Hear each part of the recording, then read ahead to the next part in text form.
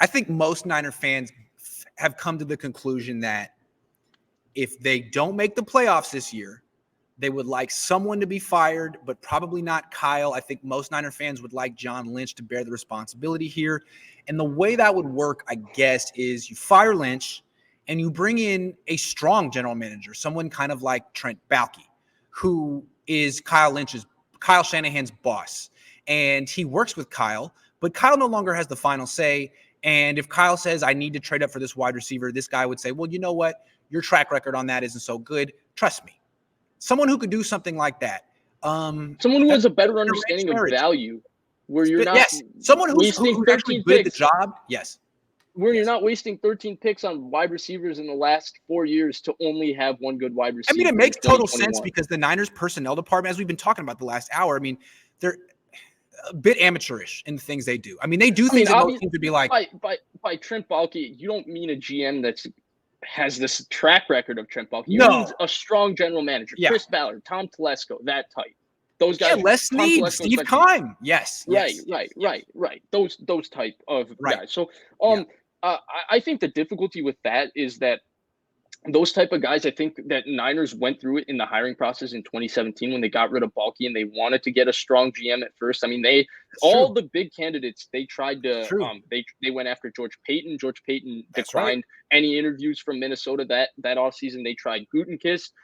He dropped it, pulled his name out. They tried Caserio. They tried Louis Riddick. They tried all of them because the Niners were bringing, coach who wanted to have a strong say. But so I think that's so it was a general manager job, but it was in name more than in practice. And some of those guys would look at it as not as like literally not a step up. Like it's a step up in title, but really I don't even make decisions here. Right. You answer to Kyle. Kyle has the strongest say in the organization, which is fine. But I think that replacing John Lynch goes beyond Kyle.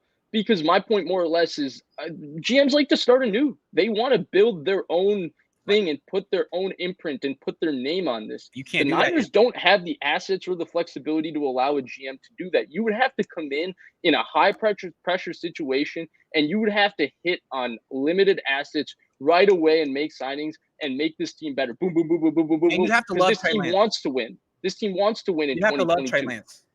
Right. And so the issue is you already have a quarterback who's been heavily invested into in place. You have a highly paid left tackle. You have a highly paid middle linebacker. You have a highly paid tight end. You have a defensive end who's going to get highly paid in both. So you have to make a decision on Deebo Samuel. There's a lot of things that are out of your control that you have to come and do right away, right? That make it very difficult for a GM to come take this job because it's a high pressure, highly difficult job to take because you don't have a lot of room for error and you have to make a lot of decisions on a team that's already pretty much built very quickly. And that's where I don't think they can just replace John Lynch and bring in, the next candidate who's viewed around the league as the big GM candidate. Like it's easy to say John Lynch should be replaced, but to me at this point, Kyle Shanahan, John Lynch, they're in concert. I can't tell you what's a Kyle Shanahan decision and what's a John Lynch decision, the way you could identify those things with Harbaugh and Baalke. So I think firing John Lynch without firing Kyle Shanahan is wrong.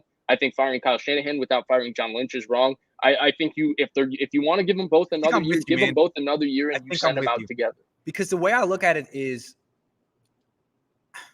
it's just unrealistic to think that you could fire Lynch and bring in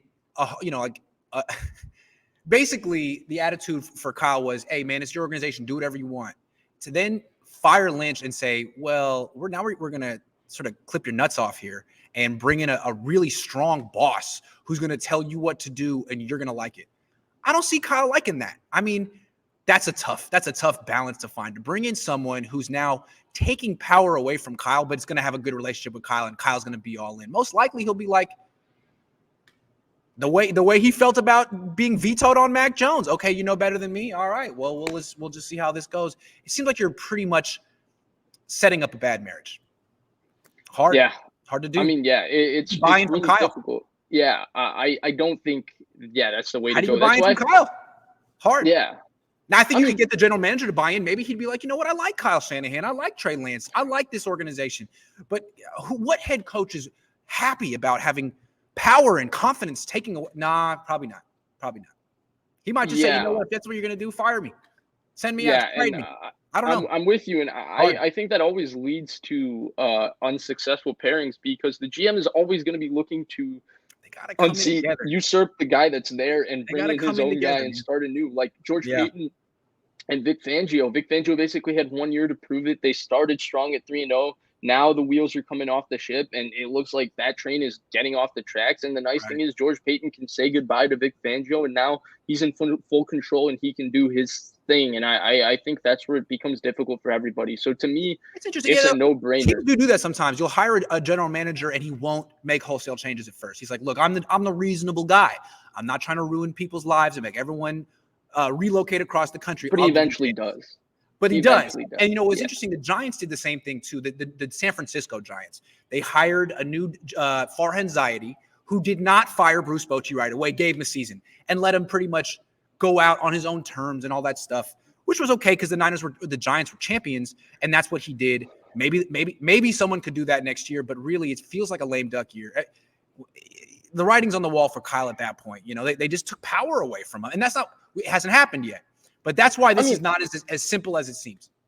I think the biggest difficulty is I think once they took Trey Lance, I think most people were in agreement that, okay, we got to wait till 2022 to see how this ship is. But I think everybody thought at least the waiting year in 2021 would at least be a playoff year. And we can live with the playoff year knowing that we got this Trey Lance. I got a conspiracy theory here, and now I'll let you go. Is it possible that what's happening right now is Kyle was told by Jed, look, you can't take Mac, and everyone wants you to take Trey. And Kyle says, okay, I'll take Trey, but you have to give me your word that you won't fire me because this guy's not ready.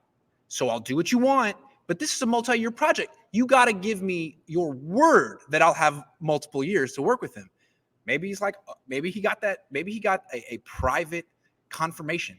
I mean, he got the extension. That's pretty public, but I mean, you don't have to honor it. Maybe he's told him, look, okay, fine, I'll take the quarterback you want, but you can't turn around at the end of the year and be like, well, I would say that if I were Kyle. If you're vetoing me, you better not fire me at the end of the year.